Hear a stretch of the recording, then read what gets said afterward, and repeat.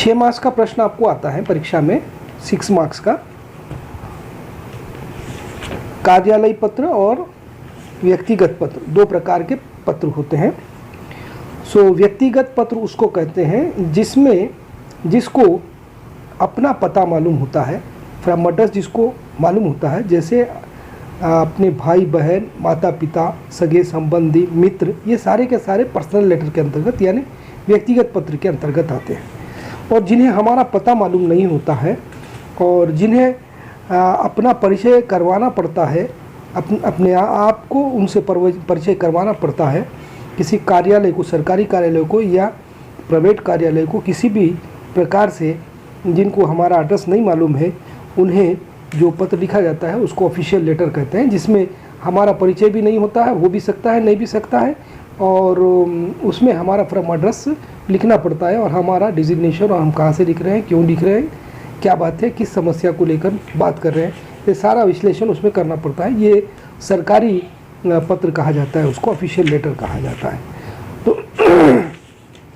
आप ये 2 में से कोई एक लेटर परफेक्ट हो जाएंगे तो परीक्षा में आप ये प्रश्न का उत्तर लिख सकते हैं, क्योंकि मेरे हिसाब से एक कार्यालयी पत्र और एक व्यक्तिगत पत्र 2 पूछेगा, वो 2 में से एक ही आपको लिखना है, 50% चांस है।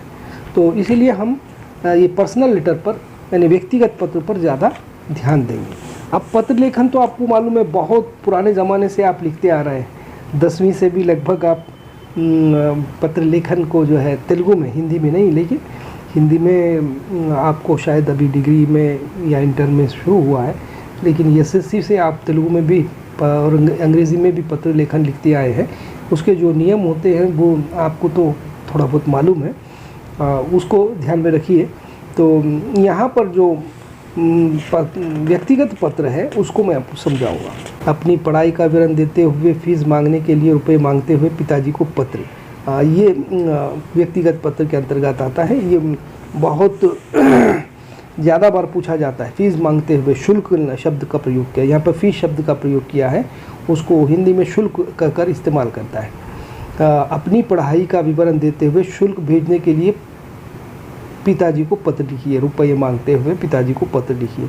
बहुत सिंपल है, कुछ नहीं है। आपको एक बात याद रखना होगा, राइट साइड में टॉप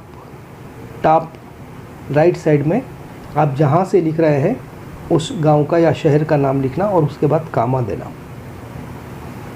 फिर दिनांक लिखना उसके साथ ही।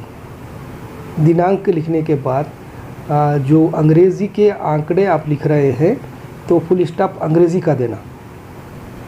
जैसे अंग्रेज़ी के आंकड़े तो आपको मालूम है, वो संख्या जिसको कहते हैं अंग्रेज़ी की संख्या में अगर आप डेट लिख रहे हैं तो फुल स्टॉप अंग्रेज़ी का यानी डॉट देना।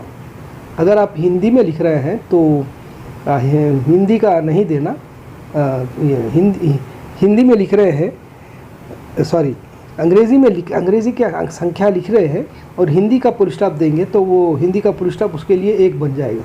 ऐसा मत करना। अंग्रेज़ी में अगर लिखे तो अंग्रेज़ी का ही फुल स्टॉप देना, अगर हिंदी में लिखे तो हिंदी का ही फुल स्टॉप आप देना।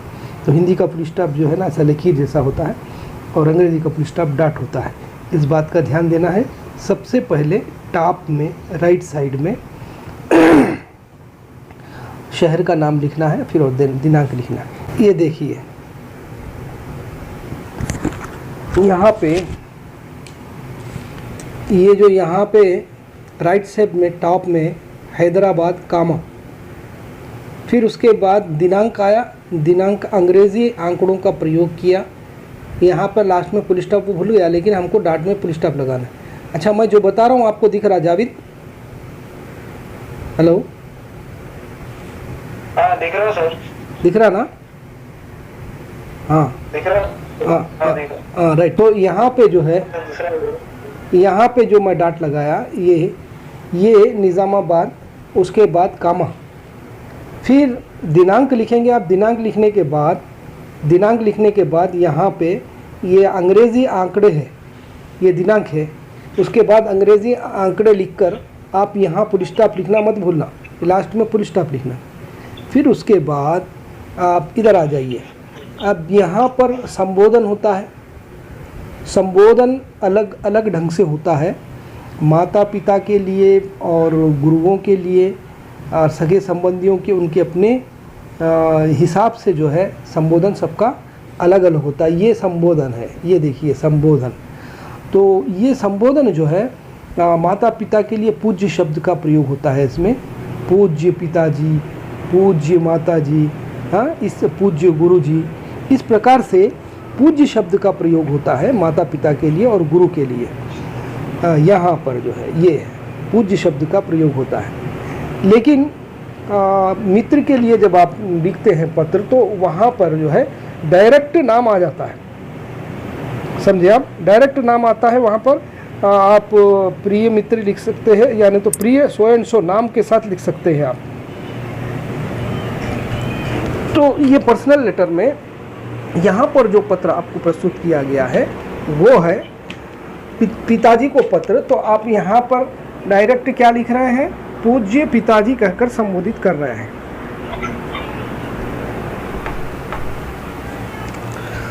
पूज्य पिताजी कहकर हम संबोधित कर रहे हैं यहाँ पर, इसको ध्यान दीजिए। ये संबोधन लेटर राइटिंग में बहुत इंपॉर्टेंट होता है, इसके लिए अलग से मार्क्स होते हैं। अब माता को भी लिखेंगे आप तो पूज्य ही लिखेंगे, पूज्य माता जी लिखेंगे, और अगर गुरु को लिख रहे हैं तो पूज्य गुरु जी कहकर लिखेंगे। अब उसके बाद पैराग्राफ स्टार्ट होता है, पहला paragraph, second paragraph, third paragraph. ये फर्स्ट पैराग्राफ है, ये फर्स्ट पैराग्राफ, ये सेकंड पैराग्राफ है, ये थर्ड पैराग्राफ। देखिए 3 पैराग्राफ में लेटर राइटिंग होती है। ये तीनों पैराग्राफ को ध्यान दीजिए आप। ये तीनों पैराग्राफ में फर्स्ट सबसे पहले जो होता है उसमें कुशल समाचार होता है। फर्स्ट पैराग्राफ में छोटे छोटे पैराग्राफ बनाने का, बड़े पैराग्राफ बनाने की ज़रूरत नहीं है, छोटे पैराग्राफ बनाने का। फर्स्ट पैराग्राफ में कुशल समाचार होता है और सेकंड पैराग्राफ में विषय जो होता है, जो विषय आपको प्रश्न पत्र में प्रश्न के अंतर्गत पूछा गया है, उस विषय को जो है आप सेकंड पैराग्राफ के अंतर्गत रखेंगे। ये जो सेकंड पैराग्राफ है इसके अंतर्गत रखेंगे। फिर उसके बाद जो लास्ट बात है वो लास्ट पैराग्राफ में आप समापन करेंगे। माताजी और बड़े भाई को प्रणाम कहिए, इस प्रकार से आप उसका समापन करेंगे। तो ये लेटर राइटिंग समझ में आया आपको? एक बार फिर समझना। समझ में आया, बहुत सिंपल है। देखो पूज्य पिताजी सादर प्रणाम। फिर उसके बाद मैं यहाँ कुशल हूँ, आशा करता हूँ कि आप भी वहाँ कुशल रहें। कुशल है। यहाँ मेरी पढ़ाई अच्छी तरह चल रही है। अर्धवार्षिक परीक्षाओं में मुझे अच्छे अंक मिले। कॉलेज में सर्वप्रथम आने की कोशिश कर रहा हूँ। हाँ, फिर उसके बाद दूसरा पैराग्राफ है। उस दूसरे पैराग्राफ में असल विषय जो बात इसमें पूछने के लिए हमको प्रश्न दिया गया है कि फीस भरने के लिए पैसे चाहिए, वो असल बात को इसमें लिखना है सेकंड पैराग्राफ में। अब मुझे परीक्षा फीस भरनी है, कुछ आवश्यक किताबें खरीदनी है, इसीलिए जल्दी से जल्दी रुपये 2500 धनादेश द्वारा भेजने की कृपा करें। ठीक है। ये पैराग्राफ में, सेकंड पैराग्राफ में जो प्रश्न में मूल जो बिंदु है जिसके ऊपर पत्र लिखने के लिए कहा गया है वो विषय आप दर्ज करेंगे सेकंड पैराग्राफ में। अब उसके बाद थर्ड पैराग्राफ में समापन है। माताजी को, बड़े भाई को मेरा प्रणाम, है फूफू को, मौसी को, सबको मेरा प्रणाम। इस प्रकार आसपास के जितने भी तुम्हारे मौसा मौसी है ना, उन सबको प्रणाम बोल देना। पैसे तो जाने वाले नहीं है, फुकट में बोलने का है। अगर पैसे देना होता तो प्रणाम बोलने का कोई किसी को प्रणाम नहीं बोलता था। तो यहाँ पर जो है आप जितने लोगों को प्रणाम करना चाहते हो वो समापन में पैराग्राफ में उतनों को प्रणाम करो, उतनों को याद करो। फिर उसके बाद आपका प्रिय पुत्र राइट साइड में, यहाँ पर ये देखिए, यहाँ पर राइट साइड में देखिए, यहाँ पर आपका प्रिय पुत्र। ये आपका प्रिय पुत्र लिखने के बाद आप लोग नाम मत लिखिए, बस ऐसे ही XYZ या का ग कुछ भी लिख सकते। तो आपका प्रिय पुत्र कामा लगाइए, फिर उसके बाद जो भी है कखा गगा लिखकर आप पुष्टाप दे दीजिए। अब यहाँ पर देखिए, इधर लास्ट में ये ध्यान दीजिए, ये लास्ट में बॉटम में left side, bottom left side में एक पता है। ये पता कौन सा है? कौन सा पता है ये? बता सकते हैं आप लोग? अगले वाले का पता। टू एड्रेस है ये टू एड्रेस है। तो ये पत्र जिधर जाना है वो पत्र जाने का पता है। ये हमारा पता नहीं है, ये परम एड्रेस नहीं है, लिखने वाले का नहीं है, पिताजी का पता है। ये बच्चा जो लिख रहा है ना, पिताजी को पत्र लिख रहा है ना, तो ये पिताजी का पता है। श्याम राव जी 12/1/652 शांति नगर सिकंदराबाद। तो जो बच्चा लिख रहा है वो कहाँ से लिख रहा है? हैदराबाद से लिख रहा है। देखिए आप यहाँ पर देखिए, ये बच्चा जो लिख रहा है वो हैदराबाद से लिख रहा है। ऊपर हैदराबाद, फिर उसके बाद दिनांक लिख दिया हो। तो फिर अब ये जो जिसको लिख रहा है इसके अपोजिट पे देखिए, ये टॉप राइट साइड कॉर्नर पे ये बच्चा जो लिख रहा है, टॉप राइट साइड कॉर्नर पे जो बच्चा लिख रहा है वो हैदराबाद से लिख रहा है, टॉप राइट साइड कॉर्नर। फिर बॉटम लेफ्ट साइड कॉर्नर पे, वहाँ बॉटम लेफ्ट साइड कॉर्नर पे ये है पिताजी का एड्रेस। ठीक है, ये टू एड्रेस है, पिताजी का एड्रेस है। इसको ध्यान देना बहुत ज़रूरी है। ये टू एड्रेस को आप बॉक्स बनाकर भी लिख सकते हैं। कैसे बनाते हैं बॉक्स मालूम है आपको? टू एड्रेस बॉक्स बनाना, ये देखिए बॉक्स इस तरह से भी बना के लिख सकते हैं आप, ऐसे ऐसे ऐसे, ये बहुत बढ़िया दिखेगा। पहले क्या करना है आपको? पहले बॉक्स बना लेने का, अच्छा हाँ, पहले अच्छा बॉक्स बना लेने का, फिर उसके बाद उसमें एड्रेस लिखने का। तो बॉक्स पहले बनाएंगे तो आप जैसा चाहे वैसा अच्छी तरीके से बना सकते हैं। वो बॉक्स में फिर एड्रेस लिखने का, और एड्रेस में हर पंक्ति पे कामा लिखना, याद रखिए कामा भूलना नहीं चाहिए, कामा नहीं भूलना चाहिए। एड्रेस में हर पंक्ति पे कामा लिखना बहुत ज़रूरी है। ये जो टू एड्रेस आप लिख रहे हैं सेवा में जिसको कहा जाता है, तो ये टू एड्रेस को पहले बॉक्स आप बना लीजिए अच्छी तरीके से, जितना आपको बॉक्स होना है। बॉक्स बनाने के बाद उसमें एड्रेस लिखिए। और आप अगर एड्रेस लिखने के बाद बॉक्स बनाएंगे तो आपको बॉक्स सही जमेगा नहीं, इसीलिए पहले आपको बॉक्स बनाना है, फिर उसके बाद एड्रेस इसमें दर्ज करना है। और एक बात आपको ध्यान देने वाली सबसे बड़ी बात है, ये औपचारिकता है, एक फॉर्मालिटी है लेटर राइटिंग में, कि हर लाइन के बाद कामा लिखना चाहिए, और लास्ट में जब लाइन एंड हो जाती है तो फुल स्टॉप के साथ उसको एंड करना चाहिए। अब यहाँ पर देखिए एक छोटी गलती हुई है, सिकंदराबाद, यहाँ ये टू एड्रेस में श्याम राव जी कामा शांति नगर कामा सिकंदराबाद फुल स्टॉप। ये सिकंदराबाद जो देवनागरी लिपि है, ये यहाँ पर देखिए लास्ट में, ये सिकंदराबाद ये देवनागरी लिपि है। और देवनागरी लिपि जब आप लिख रहे हैं तो हिंदी का ही फुल स्टॉप आपको देना है, हिंदी का ही फुल स्टॉप आपको देना है। ये अंग्रेज़ी का फुल स्टॉप यहाँ पर डालें, ये छोटी मिस्टेक है, ऐसे नहीं करना चाहिए मिस्टेक। तो ऐसे गाइड्स में मटेरियल में छोटे बहुत मिस्टेक्स होते हैं, हमको सुधार लेना है। तो ये लास्ट में जो है ना, ये डॉट दिया गया है फुल स्टॉप, यहाँ पर देखिए, ये मैं आपको बताता हूँ, ये यहाँ पर ये मैं अभी बता रहा हूँ, देखिए आप उस पार्ट को, यहाँ पर जो है देखिए लास्ट में यहाँ पर फुल स्टॉप दिया गया है, ये गलत है। इसको इस तरह से फुल स्टॉप नहीं देना चाहिए, लकीर देना चाहिए। कैसे देना चाहिए लकीर? देखिए ऐसे ऐसे लकीर देना चाहिए, ऐसे लकीर देना चाहिए सिकंदराबाद के बाद, क्योंकि ये सिकंदराबाद जो है देवनागरी लिपि में लिखा हुआ है, तो फुल स्टॉप भी देवनागरी लिपि का ही होना चाहिए।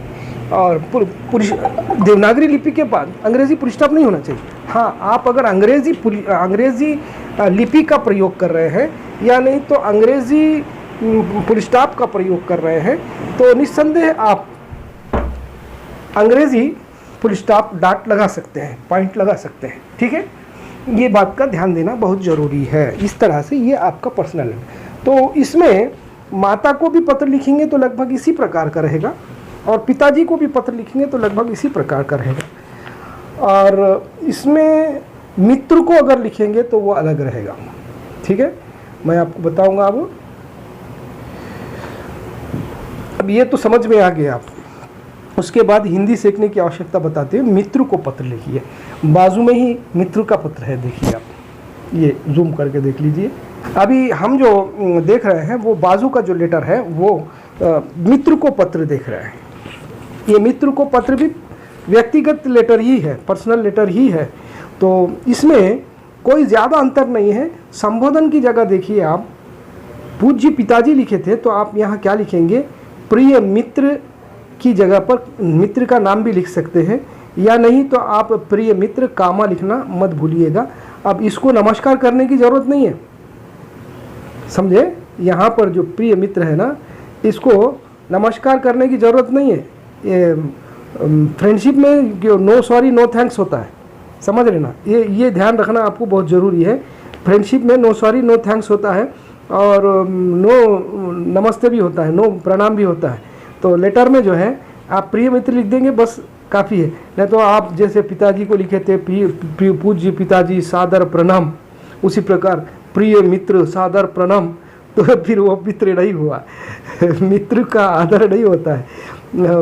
मित्र तो आपस में एक दूसरे को जो है गाली भी दे लेते हैं, और मित्र को एक दूसरे से सादर प्रणाम नहीं करते हैं, बिना आदर के प्रणाम कर लेते हैं वो एक दूसरे को, उसी को मित्र कहते हैं। कोई फॉर्मालिटी औपचारिकता नहीं होती है, नो सॉरी नो थैंक्स वाली बात होती है। इसीलिए यहाँ पर मित्र का जब लेटर लिखेंगे तो ये सादर प्रणाम वाली बात नहीं लिखना है, केवल प्रिय मित्र कामा शुरू हो जाइए। आप जो भी लिखना है आपको लिख सकते हैं। और यहाँ पर हर लेटर को आप देखिए, एवरी लेटर आप जब लिखते हैं तो ये जो बात ऊपर वाली है ये बहुत ज़रूरी है। या कहाँ से लिख रहे हैं आप, ये मैं आपको बताऊंगा हाईलाइट का। ये देखिए आप, ये आप कहाँ से लिख रहे हैं, निजामाबाद से लिख रहे हैं, और कामा लिखना बहुत ज़रूरी है। फिर ये दिनांक, ये देखिए ये दिनांक को भी आप कंपलसरी लिखना है, हर लेटर में इसको लिखना है आपको। कोई ऐसा लेटर नहीं है जिसमें जो है आपको ये लिखने की ज़रूरत नहीं, हर लेटर में आपको ये लिखना है, ज़रूरी है। समझ रहे आप लोग, हर लेटर में आपको लिखना बहुत ज़रूरी है। या दिनांक के बाद देखिए अंग्रेज़ी आंकड़ों का प्रयोग हुआ है, आप कर सकते हैं अंग्रेज़ी आंकड़े, लेकिन लास्ट में 2020 जो है उसके बाद आप अंग्रेज़ी का ऐसा फुल स्टॉप दीजिए, क्योंकि अंग्रेज़ी आंकड़ों का प्रयोग किया है आप, तो अंग्रेज़ी का ही फुल स्टॉप डाट देना चाहिए आपको, ऐसे वाला। हाँ ठीक है। फिर उसके बाद आप यहाँ संबोधन करने के बाद जब आएंगे तो याद रखिए आप, body of the letter 3 paragraph में होना चाहिए, ठीक है। 3 पैराग्राफ में बॉडी ऑफ द लेटर होगा तो दिखने में भी अच्छा रहेगा, और वो एक लेटर राइटिंग की औपचारिकता है। तो फर्स्ट जो पैराग्राफ रहेगा, 2-3 लाइन की 2-3 सेंटेंस का पैराग्राफ आप बना सकते हैं, कोई बहुत ज़्यादा सेंटेंस इस्तेमाल करने की भी ज़रूरत नहीं है आपको, बहुत कम सेंटेंस इस्तेमाल करते हुए भी आप पैराग्राफ बना सकते हैं। पहला जो पैराग्राफ होता है, ये जो पहला पैराग्राफ, इसमें कुशल समाचार लिखिए आप, जैसे मैं कुशल हूँ, आशा करता हूँ आप लोग भी कुशल होंगे। मित्र को पत्र लिख रहे हैं तो आप उसमें आप मित्र के माता पिता को भी याद कर सकते हैं लास्ट में, लास्ट पैराग्राफ में। तो आरंभ में जब आप लिख रहे हैं मित्र को, तो फिर मैं आशा करता हूँ कि मैं भी, आप लोग भी कुशल है, यहाँ मैं कुशल हूँ और आशा है कि तुम भी ऐसे ही होंगे। आजकल मैं हिंदी अच्छा सीख रहा हूँ क्योंकि हिंदी हमारी राष्ट्रभाषा है। हिंदी भाषा में साहित्य सुसंपन्न है। इस प्रकार जो प्रश्न में पूछा गया है, हिंदी सीखने की आवश्यकता बताते हुए मित्र को पत्र लिखिए। हिंदी सीखने की आवश्यकता, जो पॉइंट है हिंदी सीखने का, उसको आप ये सेकंड पैराग्राफ में दर्शाएंगे। तो फर्स्ट पॉइंट में आप तो कुशल समाचार बोल दिए, सेकंड पैराग्राफ में आ जाइए आप, क्या है यहाँ पे देखिए, ये कुशल समाचार है पूरा। तुलसी, सूर, कबीर, मीरा, प्रेमचंद आदि का साहित्य हिंदी सीखने पर ही हम समझ सकते हैं, पढ़ सकते हैं। हिंदी संसार भर में तीसरी भाषा है। हमारे देश में हिंदी बोलने वालों की संख्या अधिक है, यहाँ तक देखिए अधिक है, और इसीलिए आज हर एक को हिंदी सीखना जरूरी है। तुम भी हिंदी सीखना शुरू करो, उसकी आवश्यकता तुमको भविष्य में पता चलेगी। तो ये हिंदी के बारे में इसलिए यहाँ पर पैराग्राफ में लिखा गया क्योंकि प्रश्न ही कुछ ऐसा है कि आपको प्रश्न पूछा जाएगा तो जिस ढंग से प्रश्न पूछा जाएगा, प्रश्न में जिस चीज़ की मांग की जाएगी, उसी चीज़ को आप पैराग्राफ 2 में रखेंगे। फर्स्ट पैराग्राफ तो एज इट इज़ होता है, कोई अंतर नहीं होता है। लास्ट पैराग्राफ भी वैसे ही होता है, समापन, और कोई ज़्यादा अंतर नहीं होता है व्यक्तिगत पत्रों में। बस बीच का जो पैराग्राफ होता है, middle of the part body, so ये बीच का पैराग्राफ ही मांग के अनुसार, प्रश्न के अनुसार बदल जाता है। प्रश्न में जो चीज़ पूछी गई है वो चीज़ सेकंड पैराग्राफ में आ जाती है। संक्षिप्त में उसको 4-5-8 लाइन में आप बता देंगे। और उसके बाद यहाँ पर धन्यवाद शब्द लिखा गया है। ये धन्यवाद आप लिखने की ज़रूरत नहीं है, क्योंकि ये व्यक्तिगत पत्र है। यहाँ जो धन्यवाद लिखा गया है, ये जो धन्यवाद है ना, ये धन्यवाद मित्र को लिखने की ज़रूरत नहीं है, ठीक है। मित्र नो सॉरी नो थैंक्स वाले होते हैं, तो धन्यवाद जो है आप दूसरों को लिख सकते हैं, मित्रों को धन्यवाद लिखने की ज़रूरत नहीं है। तो अभी 10 मिनट का इंडिकेशन हमको मिला है। फिर उसके बाद अब इधर जो है तुम्हारा प्रिय मित्र, कामा लिखिए, यहाँ पर कामा नहीं है, ये कामा लिखिए आप, यहाँ पर कामा लिखिए, ये कामा लिखिए इधर, हाँ, ऐसा कामा लिखिए, तुम्हारा प्रिय मित्र। फिर उसके बाद कक्का गग्गा जो भी लिखेंगे, फिर उसके बाद फुल स्टॉप दीजिए आप, ठीक है। इसके बाद इधर जो है पता है, ये कौन सा पता है, यहाँ पर जो पता है ये लास्ट का, ये कौन सा पता है, ये वही पता है जिसको हमारा पत्र अब जाना है, यानी ये मित्र का पता है। आप यहाँ पर ये पते की जगह पर नाम चाहे तो लिख सकते हैं, या नहीं चाहे तो आप काका गागा भी लिख सकते हैं। लिख दिए आप तो अच्छी बात है, यहाँ पर कोई रोक टोक नहीं है आपको नाम लिखने में। यहाँ मगर आप नहीं लिखना चाहिए, या रोक टोक है आपको, तुम्हारा प्रिय मित्र कहकर तुम्हें अपना नाम लिखना नहीं है, तुमको यहाँ पर पूरी रोक है, यहाँ पर मना है लिखना। लेकिन आप अगर यहाँ पर टू एड्रेस लिख रहे हैं तो इस तरह से मैंने आपको बताया पिछले लेटर के टाइम पे क्या करना है, उसको ऐसा बॉक्स उतारना है, एक बॉक्स ऐसा उतार के उस बॉक्स में जो है आप टू एड्रेस लिखेंगे, ठीक है। ये टू एड्रेस है, राइट। ये टू एड्रेस को आप बॉक्स में लिखिए, बहुत अच्छा दिखेगा आपको। ये टू एड्रेस है, ठीक है। ये समझ में आया आप लोगों को? इसमें 1-2 गलतियां थे, मैं आपको वो 2 गलतियां सुधार दिया। ये जो मॉडल पेपर में गलती है, एक तो धन्यवाद लिखने की ज़रूरत नहीं, धन्यवाद जो है ऑफिशियल लेटर्स में लिखेंगे आप, धन्यवाद ऑफिशियल लेटर्स में लिखेंगे, कार्यालय पत्रों में लिखेंगे। ये धन्यवाद पर्सनल लेटर्स में आप नहीं भी लिखें तो बहुत अच्छा होता है, ठीक है। तो लेटर राइटिंग में मैं पिताजी को पत्र और मित्र को पत्र बताया। तो ये मित्र को जो पत्र लिख रहे हैं इसमें धन्यवाद लिखने की ज़रूरत नहीं है। माता पिता को भी धन्यवाद नहीं लिखना, ठीक है। माता पिता को भी, गुरु जी को भी और ये मित्र को भी धन्यवाद नहीं लिखना चाहिए। और मैक्सिमम या ऑफिशियल लेटर्स में धन्यवाद का प्रयोग होता है, जिसको अंग्रेजी में थैंकिंग यू कहते हैं। ये एक गलती इसमें मैंने देखा। और दूसरी गलती यहाँ पर दिनांक के बाद, यहाँ लास्ट में जो दिनांक के बाद है ना, ये यहाँ पे ये दिनांक के बाद फुल स्टॉप नहीं है, इसको फुल स्टॉप रखना जरूरी है, हाँ। और दूसरा है, तीसरी गलती यहाँ पर जो है तुम्हारा प्रिय मित्र के बाद कामा नहीं है, ये यहाँ पर ये कामा होना भी बहुत ज़रूरी है। और चौथी जो बात है मैं अपनी तरफ से बता रहा हूँ, ये टू एड्रेस जो आप लिख रहे हैं, ये टू एड्रेस को बॉक्स में बनाकर लिखिए।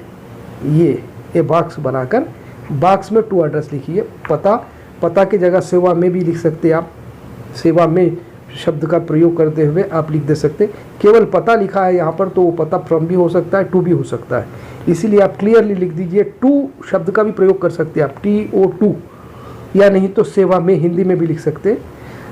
क्लियर कर दीजिए आप पता, तो वो फ्रॉम एड्रेस है या टू एड्रेस है, कौन सा पता है, किसका पता है।